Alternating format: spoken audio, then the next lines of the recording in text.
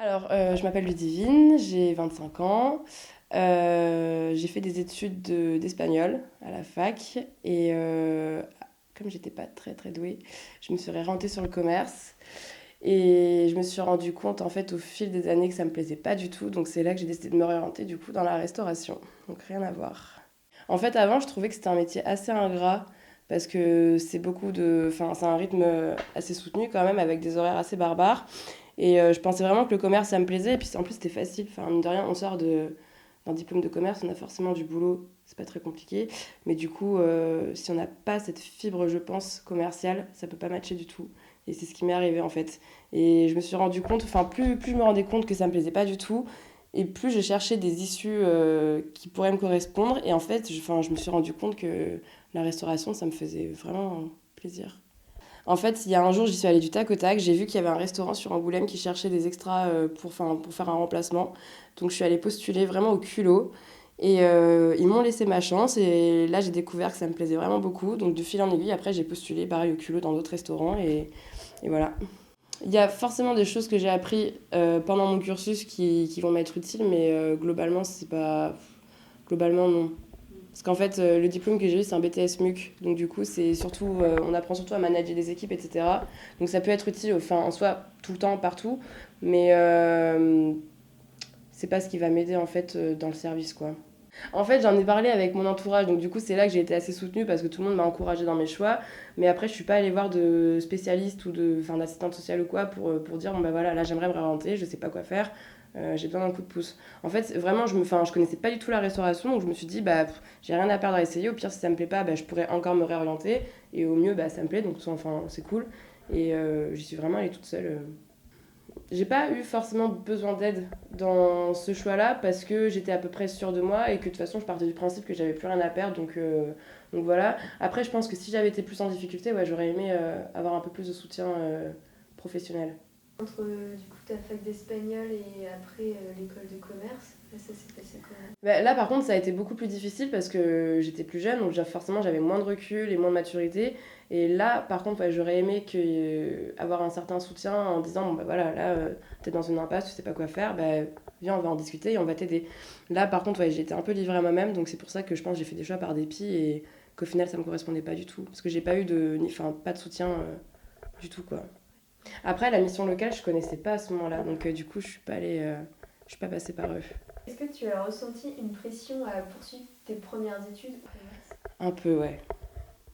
Ouais, enfin, surtout par mes parents, par exemple, quand je leur disais, bon, bah voilà, je sais pas trop quoi faire, j'ai des mauvaises notes à la fac, ils me disaient, enfin, quand même, on te paye un appartement, tu fais des études, tu peux pas arrêter comme ça, enfin, voilà. Après, ils m'ont dit, enfin, tant que tu sais quoi faire et que tu fais quelque chose, c'est cool, mais grosso modo, faut que tu fasses des études quand même dans tous les cas, quoi. Et après, même cette pression sociale, parce que mine de rien, quand on fait pas d'études, on est un peu exclu, quoi. La pression, on se la met soi-même quand on sait pas quoi faire, mais elle vient aussi un peu de l'extérieur parce enfin, la société veut qu'on fasse des études pour avoir un bon métier, etc. Et c'est pas encore inscrit dans les mœurs que, bah non, c'est pas parce qu'on fait pas d'études qu'on peut pas avoir un métier qui nous plaît ou qu'on peut pas avoir un métier tout court, en fait.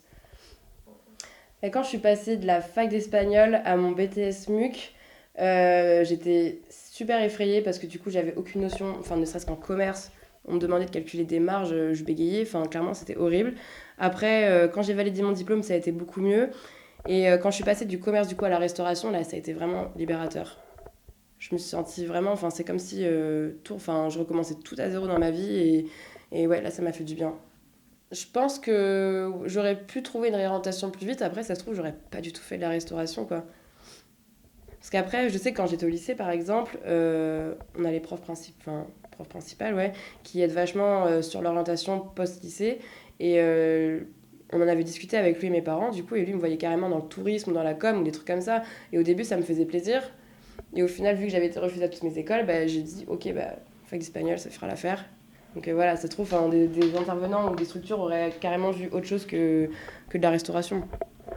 Finalement, le tourisme et la restauration, ça a quand même des points communs. Ouais, c'est vrai, c'est vrai.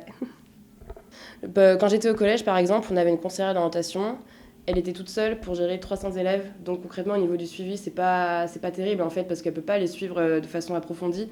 Et surtout 300 élèves sur une année, enfin, Voilà quoi, c'est pas, je trouve que c'est pas un sujet adapté et on parle pas assez des structures parallèles, type assistante sociale ou même le CIO, le CIG, etc. On n'en parle pas suffisamment pour inciter les jeunes en fait à passer par eux pour trouver leur voie. Donc on est trop vite livrés à nous-mêmes, je trouve, et pas assez suivis. Mais je trouve qu'au lycée, c'est même encore pire qu'au collège parce que question de suivi, il y a rien du tout quoi. Si on va pas chercher nous-mêmes les solutions ou les portes, en fait, ça vient pas à nous. Et je veux dire, à 17 ans, on sait pas trop forcément vers où s'orienter, vers qui. Enfin, c'est vachement compliqué quand même.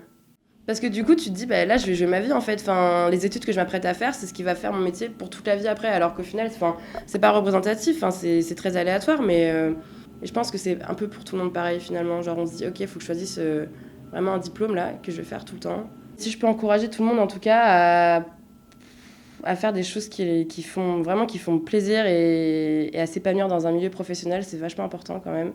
Parce que c'est mine de rien les 3/4 du temps qu'on passe dans notre vie, enfin qu'on dépense dans notre vie. Donc voilà, faut pas avoir peur de se réorienter en tout cas.